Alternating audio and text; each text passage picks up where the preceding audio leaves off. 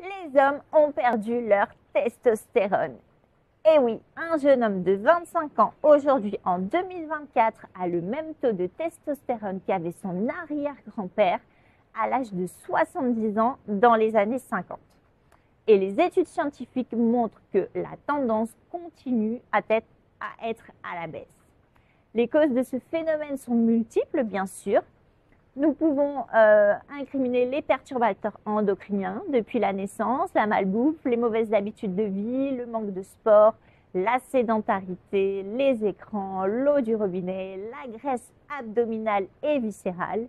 Et oui, parce que non seulement ce gras dans le bide est mauvais pour les organes, mais chez les hommes, cette graisse favorise en plus la production d'œstrogènes au détriment de la testostérone.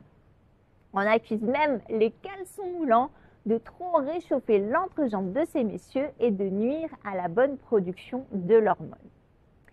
Et donc, en conséquence, l'homme ne fait que se féminiser au fil du temps. Ici, je viens de vous exposer quelques raisons physiologiques, mais si on aborde également les aspects sociologiques, ça n'est guère plus encourageant pour la masculinité. L'absence du père dans l'éducation des enfants ou son manque d'implication, l'éducation scolaire où les petits garçons, pour faire plaisir à la maîtresse dès tout petits, comprennent qu'ils doivent adopter un comportement plus de fille, comme moins bouger, être moins turbulent, paraître plus studieux.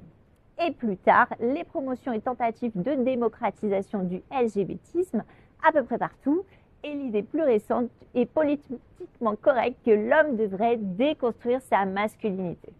Tous ces facteurs donnent l'illusion que la masculinité des hommes n'a plus sa place, que l'environnement n'est plus adapté aux hommes masculins et qu'ils devraient s'adapter en se féminisant ou en se laissant féminiser à leur insu s'ils veulent survivre.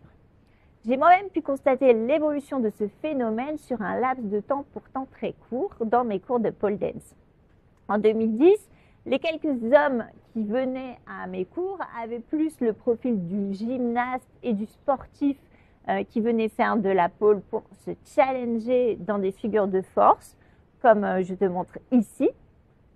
Ces hommes existent toujours, mais une nouvelle catégorie de clients est apparue. Il s'agit d'hommes qui pratiquent la pole exotique avec tous les codes vestimentaires féminins, ainsi que les attitudes et les postures féminines. Ces hommes ne sont pas forcément homosexuels, ils s'intègrent très bien au groupe de femmes et sont très bien accueillis par elles également, car ils ont totalement adopté les codes féminins. Ils ont en plus en général beaucoup d'humour et d'autodérision. Ce qui fait d'eux la parfaite copine, fun et un peu délurée. Alors, moi, je n'ai absolument rien contre ces hommes qui tentent, comme tout le monde, d'exprimer au mieux leur personnalité.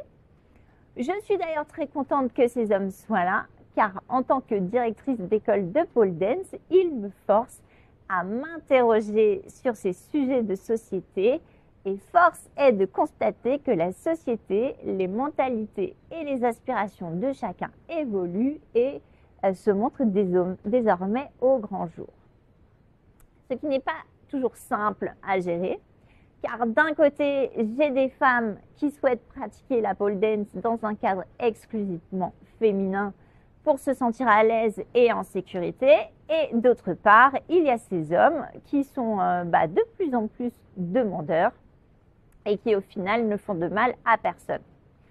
Je reste néanmoins persuadée qu'il ne s'agit pas de la norme, que faire la promotion de la féminisation des hommes est une grande erreur et que approuver que pour survivre, l'homme du 21e siècle doive se laisser féminiser, c'est une hérésie. Les femmes ont plus que jamais besoin des hommes, d'hommes masculins et responsables, et les hommes ont plus que jamais besoin des femmes bien dans leur féminité, et qui sont en équilibre dans leur polarité masculine et féminine, tout comme les hommes. D'ailleurs, sais-tu que le marché du livre érotique, qui représente des milliards de dollars de chiffre d'affaires dans le monde, et qui est un marché exclusivement féminin, les livres étant écrits par des femmes et pour des femmes, Eh bien, dans ces romans, les héros mis en scène ont toutes les caractéristiques physiques et mentales d'un homme viril. Cela prouve bien que les femmes, toutes féministes qu'elles soient, elles ont besoin d'hommes masculins à leur côté, ne serait-ce que pour apporter de bons gènes à leurs enfants, mais aussi pour avoir un bon investissement parental de leur part. Donc, je comprends bien que les hommes soient totalement perdus et qu'ils se soient mis en mode veille, le temps de voir dans quel sens allait un peu tourner le vent. Mais vu l'ampleur du phénomène et la catastrophe à venir, je crois que c'est à nous les femmes de tendre la main aux hommes, de leur dire à nouveau combien nous avons besoin d'eux, de la version adulte et masculine d'eux, bien sûr, et que nous sommes prêtes à les aider en leur expliquant clairement quels sont nos besoins, en faisant preuve aussi d'empathie, car les hommes aussi expérimentent la vie pour la première fois, tout comme nous.